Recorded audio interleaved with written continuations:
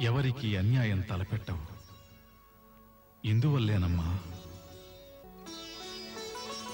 ఇక నుంచి మేము నీ మట్టిని నైవేద్యంగా స్వీకరిస్తాం.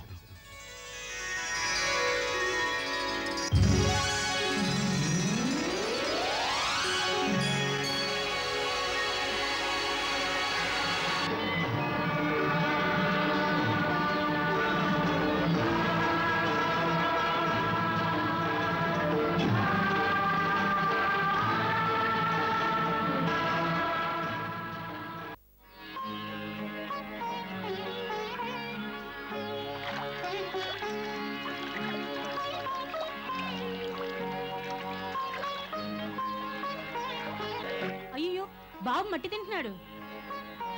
యశోదా యశోదా, కన్నయ్య మట్టి తింటున్నాడు. అయ్యయ్యో,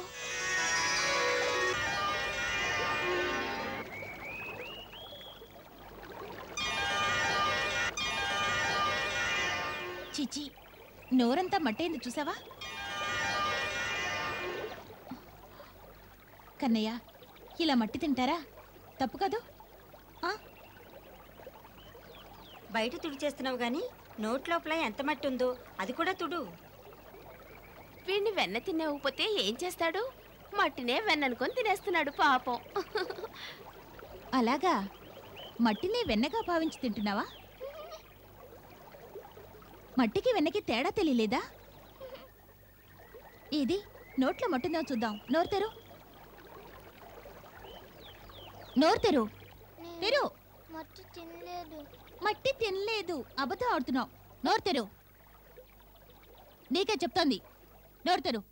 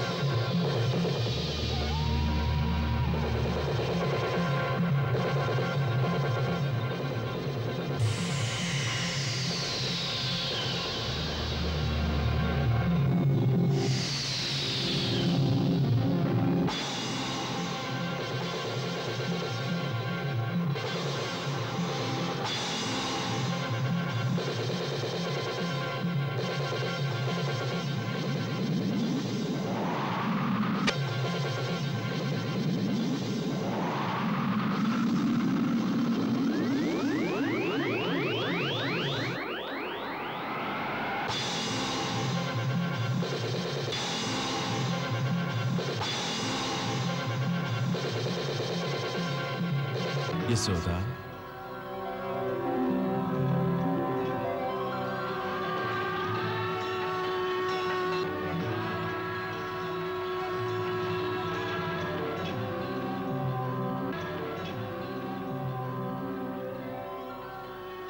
యశోదా, మాయావలయం నుంచి వెలుపలకురా. నీ ఆత్మస్థైర్యాన్ని దిటవు చేసుకొని మా యొక్క ఈ అద్భుత చమత్కార లీలలను తిలకించు.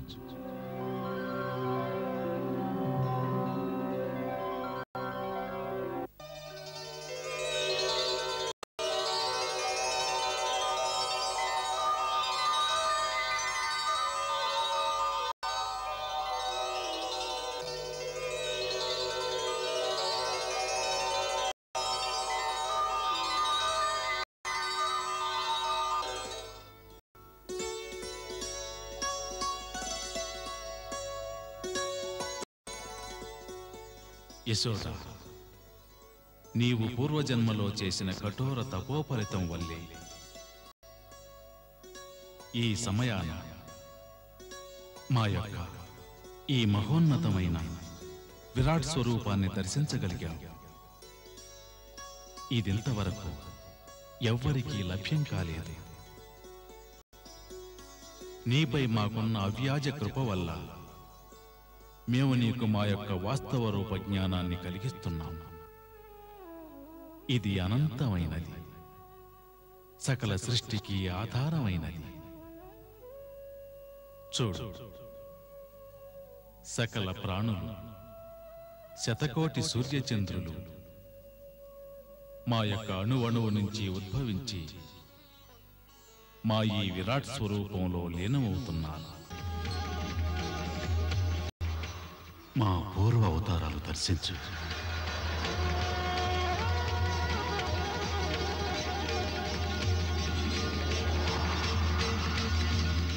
ఈ అపూర్వ దర్శనం కేవలం భక్తి వల్ల మాత్రమే లభ్యమవుతుంది, జ్ఞానం వల్ల కాదు.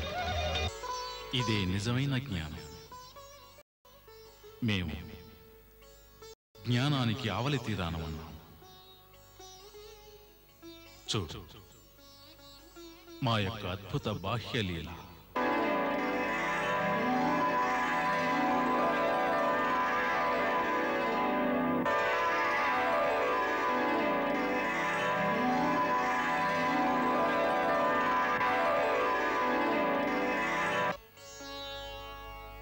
హే పరమేశ్వర, హే విధాతకు విధాత, తమరు బుద్ధి జ్ఞానాన్ని మించిన వారు. నేనింతవరకు సర్వాంతర్యామి అయిన తమను నా పుత్రునిగా భావించి అదే మాయలో తమను యాతనలకు గురిచేశాను. నా ఈ పొరపాటును క్షమించండి, క్షమించండి పరమేశ్వర. తమను పునీత భావంతో అర్థం చేసుకోలేదు. అందుకు నాకు తమ భక్తిరాలనయ్యే యోగాన్ని ప్రసాదించండి.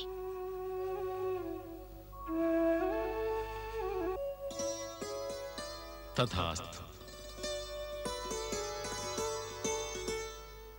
హే దేవి, నీవు నీ మాతృభావననే భక్తిలోని చివరి కాలంలో మా సన్నిధి చేరుకుంటావు. అంతవరకు ఈ తల్లి తనయుల లీలలు, ఈ లౌకిక లీలలే నీకు సాధనాలు. ఈ లీలలు మాత యొక్క పవిత్రమైన సంపూర్ణమైన భావనతో జరుగుతూ ఉంటాయి. అవే శుభాన్ని కలిగిస్తూ ఉంటాయి.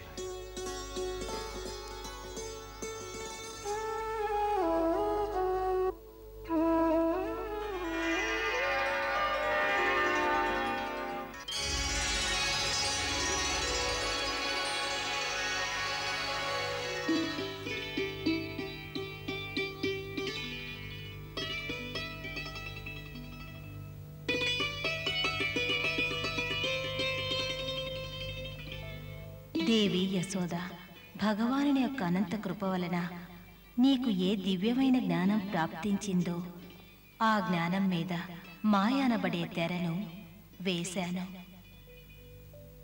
ఆ పరమ జ్ఞానం నేడు నీ శేష జీవితాన, నీ ఆత్మ లోతుల్లో సుషుప్తావస్థలో స్థిరపడుంది. అది చెదిరిపోదు. ఎందుకంటే ఇప్పుడు భగవానుని బాలలీలల యొక్క భౌతిక ఆనందం భక్తులకు అందించడం కోసం నేను నా మాయతెరను దాని మీద పరిచాను. అందువల్ల ఆ జ్ఞానస్మృతులు నీకు ఉండవు. ఇప్పుడు మళ్ళీ నీకు ఆ మమతారూపమైన మాతృత్వం ప్రాప్తిస్తుంది. ఎందుకంటే పూర్వజన్మలో నీవు భగవానుని ఈ మోహమాయనే మమతనే వరదానంగా అడిగావు.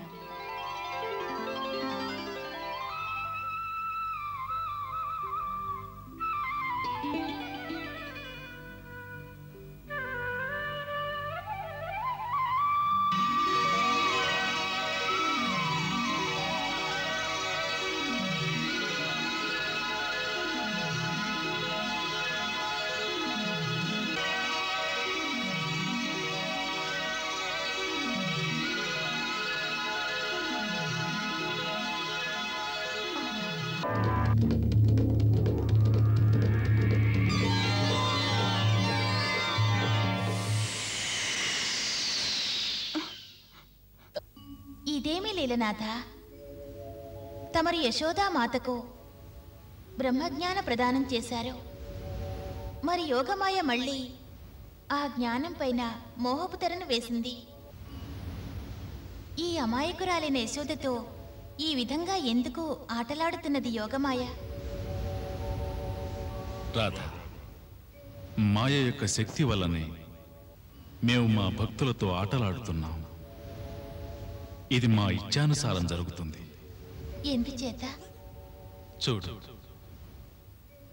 కోటి జన్మల తపస్సు పుణ్యాల కారణంగా యశోద మాకు మాత అయ్యింది. మా బాల్యలీలలోని ఆనందాన్ని పొందే సౌభాగ్యం దక్కింది. మాత యొక్క వాత్సల్య రుణాన్ని తీర్చుకోవడానికి మా యొక్క విరాట్ స్వరూప దర్శన భాగ్యాన్ని నాడు మేము యశోదమాతకు కలుగజేశాం. ఇదింతవరకు ధరిత్రిలో ఏ మానవునికి దక్కలేదు. రుణం తీర్చుకోవటం మా యొక్క ధర్మం. మరి జ్ఞానం వల్ల ఆమె తన మాతృత్వ లీలల్లోని ఆనందాన్ని ఆస్వాదించలేదు. అందువల్లనే మా ఇచ్ఛానుసారంగా యోగమాయ మళ్ళీ ఆమె యొక్క ఆత్మపై మోహపు తెరను వేసింది. ఎంతవరకు ఈ ఆత్మ యశోద రూపమైన ఈ శరీరంలో ఉంటుందో అంతవరకు ఆమె మాతృత్వంలోని పరమానందాన్ని అనుభవిస్తూ ఉంటుంది. శరీరం వదలని పిదప ఆ ఆత్మలో బ్రహ్మజ్ఞానం మళ్ళీ ఉదయిస్తుంది. మా కన్నయ్యను రక్షించు అంతర్యామి. నా బిడ్డనేవో భూత ప్రేతాలు ఆవహిస్తున్నాయి. ఓ దుఃఖనాశన, నా ఆక్రందన విను. నాకు ఒకే పుత్రుడు, వాడిని రక్షించు, వాడిని రక్షించు. కన్నయ్య, కన్నయ్య,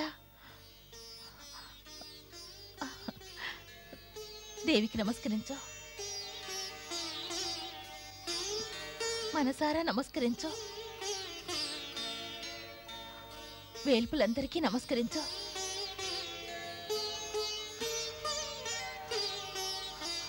దేవతలందరూ వీణ్ణి రక్షించాలి, రక్షించాలి.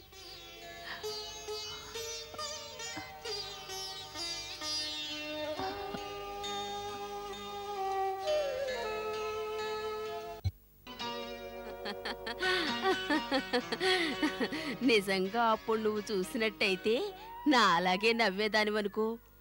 వాళ్ళు వెన్న దొంగిలించడం ఎవ్వరూ చూడలేదనుకున్నారు. అక్కడ 4 వైపుల నుంచి మా అందరి కళ్ళు వాళ్ళ మీదే ఉన్నాయి. యశోదా, వాళ్ళిద్దరూ వెన్న దొంగిలించుకుని పోయి మా కళ్ళు గప్పావని నవ్వుకున్నారు. ఓరి దేవుడా, వాళ్ళేమనుకుంటారో? ఇంట్లో తినడానికి వెన్న పెట్టడం లేదులా ఉంది, అందుకే దొంగిలించి తింటున్నాడనుకోరు? అలా ఎవ్వరూ అనుకోరు. వాళ్ళంతా బాబు పైన ప్రేమ పెంచుకుంటున్నారు. మొన్న మన వసంతింట్లో వెన్న దొంగిలించినప్పుడు తన భాగ్యమని పొంగిపోయింది. నీ కన్నయ్య నవ్వులో ఉన్న మాయేమిటో గాని ప్రతి ఒక్కరూ ముగ్ధులవుతారు. ఎవ్వరికీ కోపం రాదు. కానీ ఎప్పటి వరకు అలా అనుకుంటారో?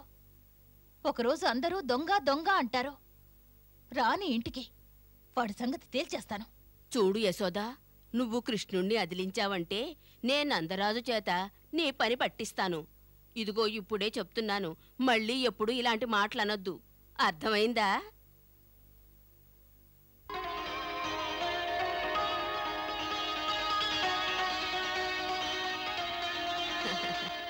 ఇదిగో యశోదా, నీ కృష్ణయ్య వచ్చాడు.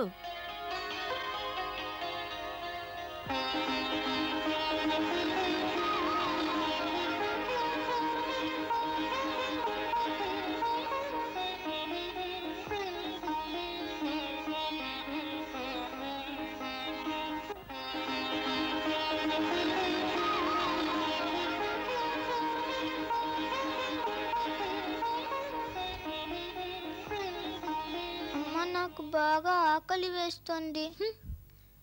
నాకు వెన్న కావాలి. వెళ్ళు, ఎవరింటికైనా వెళ్ళి దొంగిలించి తిను. నేను ఎవరింటికో వెళ్ళి ఎందుకు తినాలి?